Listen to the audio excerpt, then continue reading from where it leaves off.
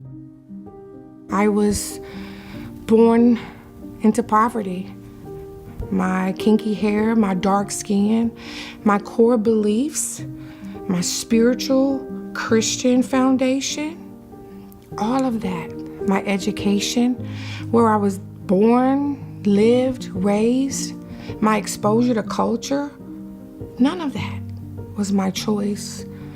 My mom and my dad, one was born in 1925, one in 1930. One had a second grade education and the other a third grade education.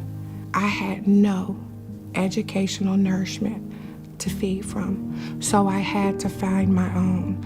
My father was an alcoholic, so he was present in the home, yet absent. During this time, teen pregnancy wasn't a subject in society, and it wasn't in our home, so the birds and the bees talk with a 14-year-old teen, it wasn't necessary. And at 14, I found myself pregnant. I had succumbed to using sex as a way of love and acceptance. So by 15, I'd had my first kid. 3 years later, I was pregnant again with my second kid. And by this time, I was deep in the government assistance, the same programs that I grew up in. And so now I find myself with 2 kids, going to college full-time, working full-time, and then I get pregnant again, and it's very close to the second one. I wanted to avoid being a teen statistic, dropping out of school or the nastiness that comes along with having 2 kids close together. So I aborted my son. 2 years later, I'm pregnant again. And by this time, the guilt, the shame, the humiliation, the regret had set in so deep. I couldn't emotionally, mentally, physically, or spiritually wrap my mind around having another kid. I chose one kid's life over another, and that broke me. But I continued. I continued in that poisonous environment.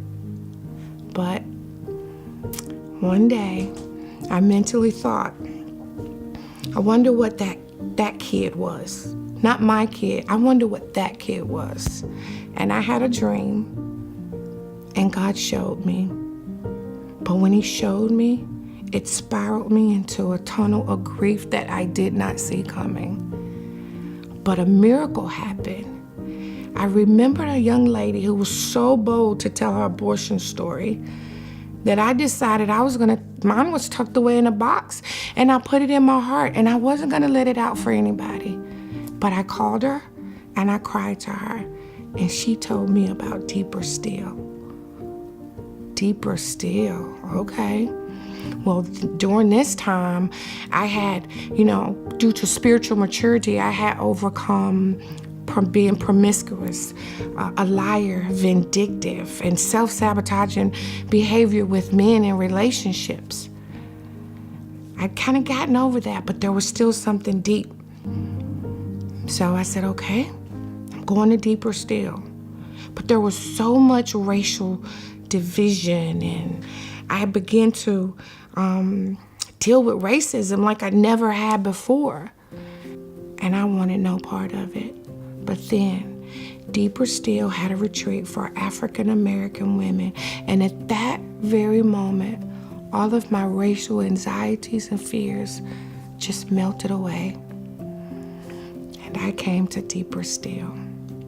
A creator looked down and saw me standing with all of these Deeper Still sisters in Christ. And we all looked the same to him. There was no racial, ethnicity, there was nothing that separated us. And Deeper Still team, they radiated with the pure love of God. And at that moment, I realized I was in my cocoon experience. And now I can love my grandchildren and children. I can receive that unconditional love for them that I once tried to buy. All of the behaviors melted away. Now the name, deeper still.